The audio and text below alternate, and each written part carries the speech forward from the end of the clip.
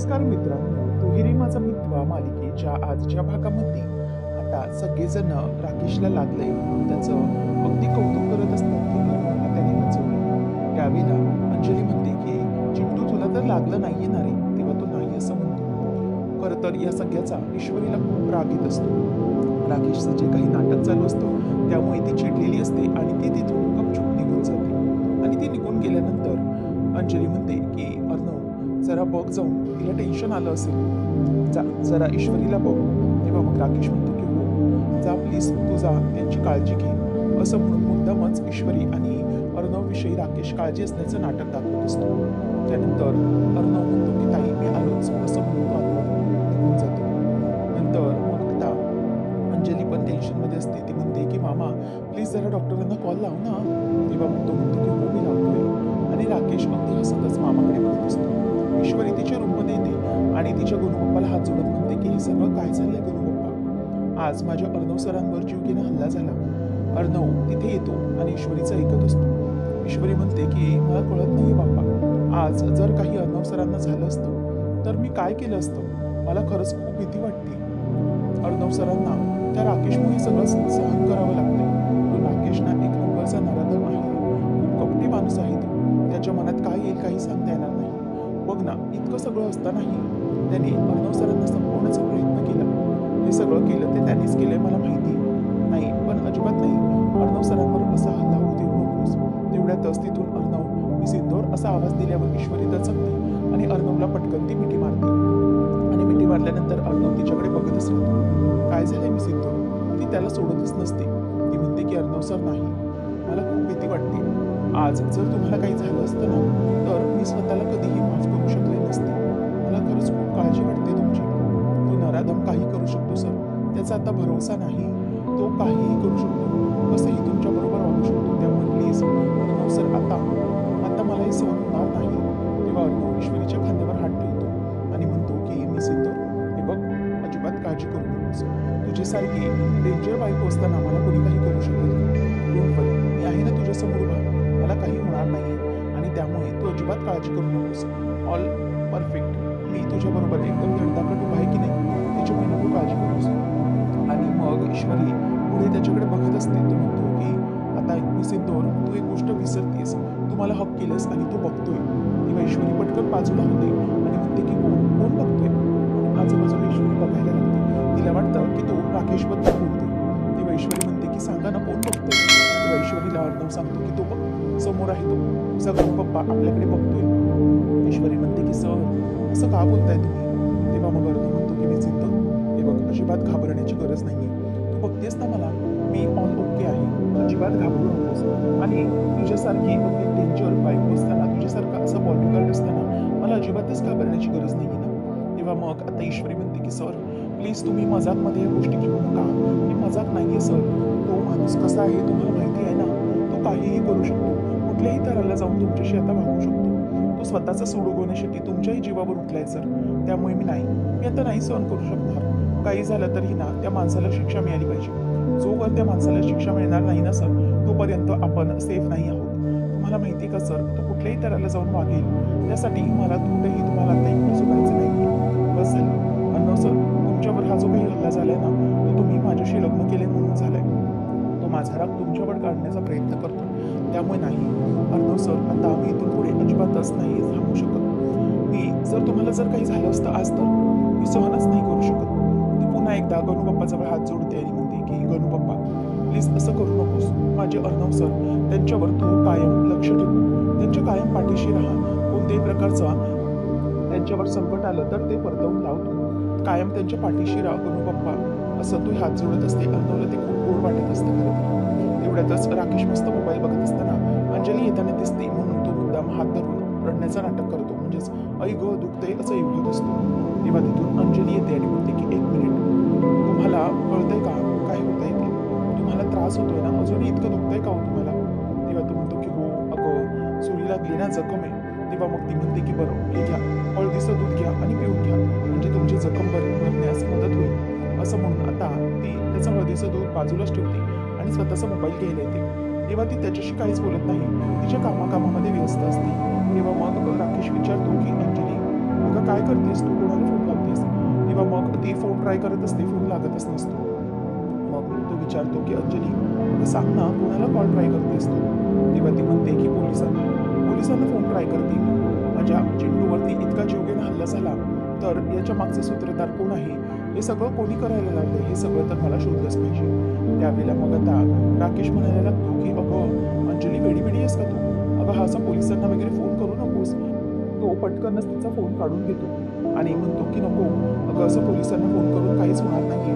उलट अर्णवच्या बाबतीतली आणि घरातली बातमी ना पूर्ण घरभर पसरेल. त्यामुळे तो अजिबात कोणाला सांगण्याची रिस्कच घेऊ नको." तो फोन कट करून टाकतो.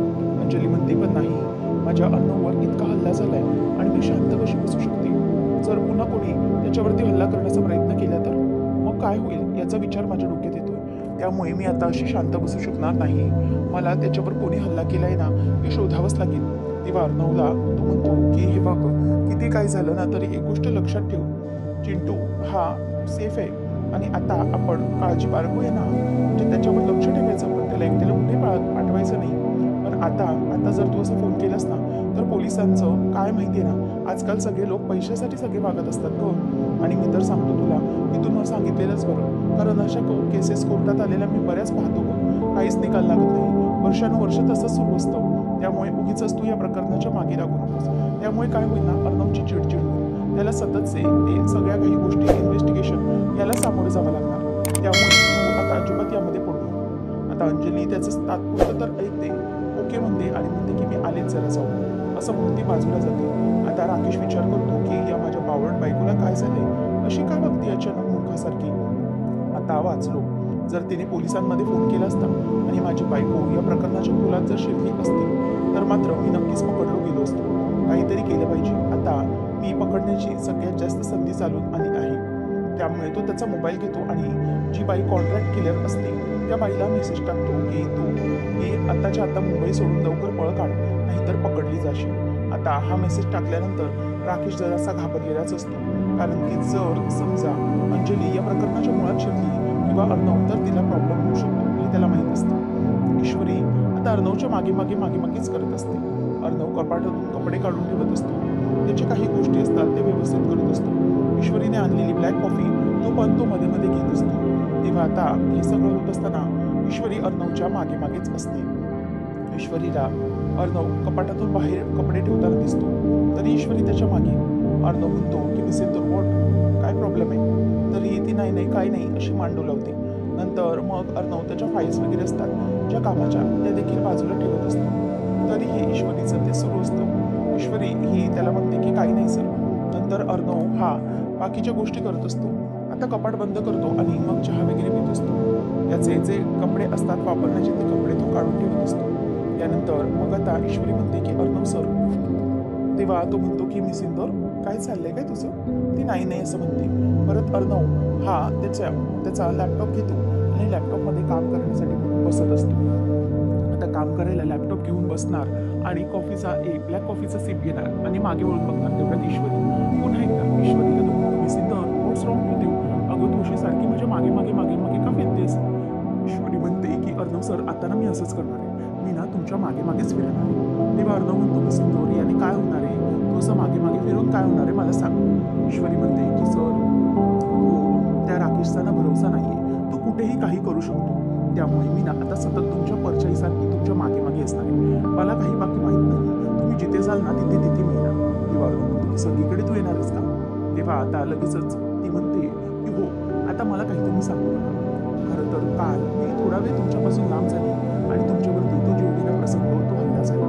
जर त्यावेळेला मी फोनवर बोलण्यासाठी बाजूला हटलीच नसते ना, तर मात्र तुमच्या जीवाला काही धोका नव्हता. पण मी जरा बाजूला झाले तर तुमच्यावरती तो प्रसंग घडला. त्यामुळे आता मी ठरवलं, काही झालं ना तरीही तुमच्या मागेच राहायचं. अजिबात त्या राकेशला काही करण्यासाठी वावच देणार नाहीये ना मी. बघतेस ना मग तो राकेश काय करतो." आता ईश्वरीची इतकी काळजी पाहून अर्णव अगदी भारावून गेलेला असतो. तो म्हणतो की "ठीक आहे मिस इंदौर, जर असंच असेल, तुला इतकीच काळजी असेल, तर तू मला इतकंच असं केअरली वागवणार असशील ना, तर मला एखादा बॉडीगार्डच ठेवावा लागेल म्हणा." तेव्हा ईश्वरी म्हणते की "हो चालेल, तसंही करा. तुम्ही बॉडीगार्डही ठेवा, चालेल मला, काहीच प्रॉब्लेम नाही. पण आता तुम्हाला एकटं सोडणार नाही मी." तेव्हा अर्णव म्हणतो की "मिस इंदौर, अगं बॉडीगार्डची काय गरज आहे मला सांग? इतकी खमकी बायको, ही ढुसूम करणारी बायको जर माझ्याजवळ असेल तर तीच माझी बॉडीगार्ड आहे ना. मला दुसऱ्या बॉडीगार्डची गरज काय? ईश्वरी म्हणते की सर मी तुम्हाला सांगते ना, प्लीज हे मजाक म्हणून घेऊ नका. खरंच सांगते हे सगळं खूप विचित्र आहे आणि तो राकेश काहीही करू शकतो सर. त्यामुळे प्लीज तुम्ही स्वतःला जपा आणि मी तुमची काळजी घेणार आहे ना. मी आता तुमचं काहीच ऐकणार नाहीये. आता काहीच होणार नाहीये. मी स्वतःही अलर्ट राहणार आहे. तुला कळलंय ना? आता मला लक्षात आलंय की तो काहीही करू शकतो. त्यामुळे मी आता स्वतः अलर्ट राहणार आहे. त्यामुळे तुला काळजी करण्याची गरज नाही. डोंट वरी, सगळं काही व्यवस्थित होईल. ईश्वरी मात्र टेन्शनमध्ये असते. तिला खूप वाईट वाटत असतं. तर अर्णव म्हणत असतो की मिस तर तू शांत हो, काम नको. ईश्वरी म्हणते की आता मला माहित नाहीये, तो नराधम राकेश कुठल्याही प्रकारे जाऊ शकतो, काही करू शकतो. त्यामुळे आता मी अजिबातच कोणती रिस्क घेणार नाही. पोलिसात गेलो असतो, परंतु पोलिसात आपण जाऊ शकत नाही कारण की त्याचा अंजलीताईंना त्रास होणार. त्यामुळे आता आपण काहीच करू शकत नाहीये. त्यावेळेला तिथून आकाशचा आवाज येतो की दादा लवकर खाली ये. आता दोघेही घाबरतात आणि खाली उतरतात तर पोलीस आलेले असतात. अर्णव घाबरतो की अचानक पोलीस कसे काय आले, म्हणून तो धावत धावत खाली उतरतो. तेव्हा आता मामा पोलिसांबरोबर बोलत असतो. अर्णव आल्याबरोबर लगेच पोलीस म्हणतात की हा बघा माझा भाचा अर्णव. तेव्हा आता अर्णव येतो आणि अर्णव विचारतो की इन्स्पेक्टर साहेब तुम्हाला इथे कोणी बोलावलं? त्यावेळेला मग आता मामा बघतच राहतो. म्हणजेच कोणालाच माहित नसतं की पोलिसांना कोणी बोलावले. राकेश त्यावेळेला येतो आणि खतरनाक हादरतो. पोलिसांना कोणी बोलावलं इथे? आता माझा खेळ संपला. तेव्हा मग पोलीस म्हणतात की तुमच्या इथूनच मला फोन आला होता. अर्णव राजशिर्के यांच्यावर जीवघेणा हल्ला झालाय काल पार्टीमध्ये याचा. तेव्हा मग अर्णव विचार करतो की कोणी केला असेल फोन. त्यानंतर मग आता तो म्हणतो की कोणी केलाय तुम्हाला फोन? इन्स्पेक्टर मी तर केला नव्हता. असं म्हटल्यावर आता लगेचच पोलीस म्हणतात की अर्णव राजशिर्के. तेव्हा सगळेजण अर्णवकडे बघायला लागतात. अर्णवलाही धक्काच बसतो की मी तर हा कॉल केलाच नव्हता, मग माझ्या नावाने हा कॉल केला तरी कुणी? मग त्यानंतर पोलीस म्हणतात की अर्णव राजशिर्के यांच्या बहीण अंजली राजेश भोसले यांनी केला होता हा कॉल. आता अंजलीने कॉल केलाय म्हटल्यावरती राजेश पुन्हा हादरतो कारण राजेशने तिला कॉल करण्यापासून थांबवलेलं होतं. मग तिने कॉल केला तरी कसा? तेव्हा लगेच मागतो की अच्छा म्हणजे सकाळी अंजली देवळात जाते म्हणून बाहेर निघाली होती, त्याच वेळेला तिने ती कंप्लेंट केली असेल. मग इन्स्पेक्टर म्हणतात की हो तुमच्यावर जीवघेणा हल्ला झाला ना, त्याबाबतच्या चौकशीसाठी मी इथे आलो आहे आणि तो गुन्हेगार पकडण्यासाठी मला सक्त ताकीद दिली गेली होती आणि म्हणूनच लवकरात लवकर आमच्या हाती हे सगळं लागले. मग लगेच मामा म्हणतो की मग आमच्या पार्टीमध्ये हे सगळं करण्याचा प्रयत्न केला तरी कोणी? नक्की काय झालं हे सगळं आणि अंजली कुठे आता? असा विचार सगळ्यांना येत असतो कारण की अंजली स्वतः जाऊन कंप्लेंट करत होती. तेव्हा ईश्वरीला टेन्शन येऊ लागतं आणि अर्णवला पण आता नेमकं काय होणार याची भीती त्यांना वाटत असते कारण की जर राकेश याच्यात समोर आहे हे अंजलीला समजलं तर तिला खूप मोठा धक्का बसेल, ती बिचारी हादरून जाईल. असा विचार अर्णव, ईश्वरी आणि मामा यांच्या मनात येत असतो. त्याच वेळेला आता पोलीस म्हणतात की अर्णव राजशिर्के तुमच्यावर जो हल्ला झाला त्या सगळ्या प्रकरणाची आम्ही व्यवस्थितपणे तपासणी केली आणि त्या तपासणी दरम्यान आम्हाला एक व्यक्ती संशयित आढळून आली आणि त्या व्यक्तीला आम्ही आता तुमच्या समोर उभा करतो. तेव्हा आता कॉन्स्टेबल मॅडम या त्या बाईला म्हणजेच जी कॉन्ट्रॅक्ट किलर बाई असते ती तिला घेऊन येत असते. तेव्हा ती बाई आता समोर यायला तयार नसते. राकेश आता कोण येतं हे बघत असतो. तेवढ्यातच ती जी बाई असते ती बाई त्यांच्या समोर येते आणि समोर येऊनच उभी राहते. तिला पाहिल्यानंतर आता इथे वल्लरी आणि बाकीचे सगळेही बघतच राहतात कारण ती बाई ही जेवण बनवण्याची ऑर्डर घेण्यासाठी केटरिंगवाली होती हे सगळ्यांना माहीत होतं. तेव्हा राकेश घाबरतो की बापरे ही बाई पकडली गेली, आता मात्र माझी वाट लागली. असं काहीच राकेशचं आता टेन्शन वाढलेलं असतं. त्यामुळे तो टेन्शनमध्येच तिच्याकडे बघत असतो. तेव्हा अर्णव पण बघत असतो की ही बाई हिला तर मी काल पाहिली होती. त्यानंतर मग आता पोलीस इन्स्पेक्टर म्हणतात की अर्णव सर मला सांगा की काल या बाईला तुम्ही पाहिलं होतं का? म्हणजे तुम्ही हिला ओळखताय का? म्हणजे कालच्या दिवसात तुमच्यावर जो काही हल्ला झाला त्यामध्ये ही बाई कुठे तुम्हाला आढळली होती का? तेव्हा मग आता अर्णव आठवण्याचा प्रयत्न करतो की त्या बाईनेच अर्णवला बोलवलेलं होतं की सर जरा इमर्जन्सी आहे, गॅस लिकेज होतोय. म्हणजेच तेव्हा अर्णवला आठवतं सगळं की हां हीच ती बाई होती. त्यानंतर मग इन्स्पेक्टर साहेब म्हणतात की बघा आम्हाला हीच बाई पकडली गेली कारण काय ना या बाईला आम्ही जेव्हा शोधत होतो तेव्हा ही मुंबई सोडून पळत होती. त्यामुळे हिला आम्ही पकडून आमच्या टीमने हिला पकडून इथे तुमच्यासमोर सादर केले. सांगा मला की हीच आहे का ती? अगदी आठवून सांगा. अर्णव आता गप्प असतो. तो म्हणतो की जर ही बाई पकडली गेली आणि हिला सुपारी दिली असेल ती म्हणजे राजेशनेच, तर मग राजेशचं नाव सगळ्यांसमोर घेतल्यानंतर काय होईल? अंजलीताईला जर समजलं, ईश्वरी पण विचार करते की हो, या बाईने जर नाव घेतलं राकेशचं, तर ताईसमोर सगळं सत्य उघड होईल आणि ताईची काय हालत होईल याचा विचार दोघंजणही करत असतात. त्यावेळेला आता अर्णव त्या बाईकडे बघत असतो. मग अर्णव बघत असताना ती बाई अगदी मान खाली घालून उभी असते आणि नंतर मग अर्णव म्हणतो की हो, बरोबर हीच होती ती बाई, म्हणजेच केटरिंगचं नाव काढून हीच आमच्या इथे आली होती. तेव्हा वल्लरी पण म्हणते की हो साहेब, अगदी बरोबर, मी पण ओळखलं या बाईला. अहो, ही एकटीच बाई नव्हती, या केटरिंगसाठी आलेल्या. मला सांगितलं की आम्ही अर्णव सरांच्या ऑफिसमधून आलो म्हणून, केटरिंगसाठी प्रोग्राम आहे म्हणून. आणि हिच्याबरोबर ही एकटीच नव्हती, तर आणखी 4-5 बायका होत्या बरं का तिच्या टीममधल्या. तेव्हा वल्लरीने सांगितल्याबरोबर पोलीस म्हणतात की बरोबर ही बाई. तेव्हा मग लगेच मामा विचारतो, पण ही बाई आहे तरी कोण? तेव्हा पोलीस सांगतात की हो, हे कॉन्ट्रॅक्ट किलर आहे, पैसे घेऊन लोकांना मारण्याचं काम करत असतात हे. आणि त्यासाठीच या असं करतात. आता देश सोडून पळत होती. मग लगेच पोलीस सांगतात की सांग, तुला हे सगळं कोणी केलं, कोणी दिलं, म्हणजेच तुला मारण्याची सुपारी कोणी दिली होती सांग. तेव्हा आता ती गप्पच असते आणि कॉन्स्टेबल मॅडम तिचा हात धरते आणि हात मुरगळत म्हणते की सांग लवकर, कोणी सांगितलं होतं अर्णव साहेबांची सुपारी तुला कोणी दिली होती सांग. बोलतेस का ग ए, असं म्हणून आता ती तिच्यावरती हात उचलत असते आणि कानाखाली वाजवते. तेव्हा ती म्हणते की सांगते सांगते, कोणी केलं होतं ते सगळं सांगते. तेव्हा आता अर्णव बघतच राहतो की ही बाई कोणाचं नाव घेणार, त्याला तर माहीत असतं ही बाई नाव घेणार ते म्हणजे की राजेशचं. आता त्यावेळेला बाई ती काहीच बोलायला तयार नाही. तेव्हा मग इन्स्पेक्टर मॅडम म्हणतात की बोल ना, आता काही दातखिळी बसली का तुझी, अशी कामं करतात काही वाटत नाही, मग बोल बोल लवकर, असं म्हणून तिच्यावरती ती आता ओरडत असते. राकेश घाबरतो की झालं आता माझं काम. तेव्हा मग इन्स्पेक्टर साहेब म्हणतात की हो, हे सगळं ज्यांनी कोणी केलंय ना, तो आम्हाला समजलाय, तिने अगोदरच आम्हाला सांगितलंय. असं म्हटल्यावर राकेश घाबरूनच बघायला लागतो की बापरे, इन्स्पेक्टर साहेब हे नक्की आता काय बोलणार आहेत, काय करणार आहेत याची भीती वाटत असते. नंतर मग आता सगळेजण त्यांच्याकडे बघत राहतात. त्यावेळेला पोलीस इन्स्पेक्टर साहेब म्हणतात की बोला ना, काय झालं आता, कोण आहे, काय आहे, हे सगळं समजलंय आम्हाला. या सगळ्या मागे याच्या मागचा सूत्रधार कोण तेही आमच्या लक्षात आलंय आता. राकेश घाबरतो आणि पोलीस खरं तर राकेशकडे बघतच बोलत असतो, म्हणून तो आणखी घाबरत असतो की नक्की काय आहे, जर माझं नाव घेतलं तर माझी वाट लागेल हे त्याच्या आता लक्षात आलेलं असतं. आणि अर्णवला आणि ईश्वरीला असंच वाटत असतं की इन्स्पेक्टर साहेब हे राकेशबद्दल बोलताय. तेव्हा मग इन्स्पेक्टर साहेब म्हणतात की हे आणा त्याला समोर आणा, ज्याने केलंय त्याला समोर आणा, असं म्हणून आता अंजली पुढे चालत चालत लंगडत लंगडत येत असते. अर्णव आणि ईश्वरी तिच्याकडे बघतच बसतात. आता अंजली ही समोरून येत असताना दोघंही घाबरतात, कारण की राकेशचं सत्य समजलं की काय याची भीती त्यांना वाटत असते. त्यामुळे आता ते दोघंजणही बघतच बसतात. त्याचबरोबर इथे आता हे सगळं होत असताना अंजली समोरून येते आणि तिच्या मागोमाग जे हवालदार असतात ते एका माणसाला हाताला धरून खेचत खेचत पुढे घेऊन येत असतात. आता ईश्वरी आणि अर्णवला काहीच कळत नसतं की नक्की हे प्रकरण काय आहे, नक्की काय चाललंय, त्यांना काहीच समजत नसतं. नंतर मग पोलीस इन्स्पेक्टर सांगतात की आणा त्याला लवकर. तेव्हा मग एका माणसाला धरून हाताला धरून हवालदार आतमध्ये घेऊन येत असतात. तेव्हा अंजली येते आणि म्हणते की मामा, मी गेले होते, पण आय एम सॉरी, मला या सगळ्या प्रकरणाचा छडा लावायचाच होता. तेव्हा अंजली पुढे येते आणि त्या माणसाला कॉलरला धरूनच हवालदार साहेब घेऊन येतात. आणि आता राकेश मात्र खूप काम असतो, शांत असतो. त्याला कळलेलं असतं की ही बाजी ही त्यांनी बरोबर मारलेली आहे.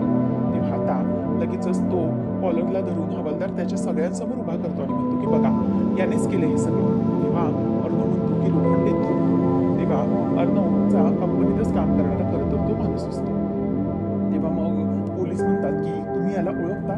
तेव्हा तो म्हणतो की हो, लोखंडे आहे हा, माझ्या कंपनीत काम करत होता. तेव्हा मग आता अंजली म्हणते की तुझ्यावर जीवघेणा हल्ला घडवून घेण्याचं काम हे यानेच केलंय चिंटू, यानेच हे सगळं केलंय. तेव्हा अर्णवला कळत नसतं की खरंच याने हे सगळं केलंय. त्याला तर या सगळ्याचा मुळात धक्काच बसलेला असतो. हे लोखंडे हे सगळं का करेल, त्याला काहीच कळत नसतं की हा प्रकार नेमका चालू तरी काय. राकेशवर संशय असताना अचानक लोखंडे या पिक्चरमध्ये आला तरी कसा. तेव्हा आता राकेश पटकन पुढे येतो आणि मुद्दामच अर्णवला तो बाजी जिंकल्याचं दाखवून देतो आणि म्हणतो की अर्णव, अरे याचा आणि तुझा काय संबंध आहे, म्हणजे मला कळत नाहीये. त्यावेळेला आता अर्णव बोलत असतो की ॲक्च्युली काय झालं होतं की हा माझ्या कंपनीमध्ये होता.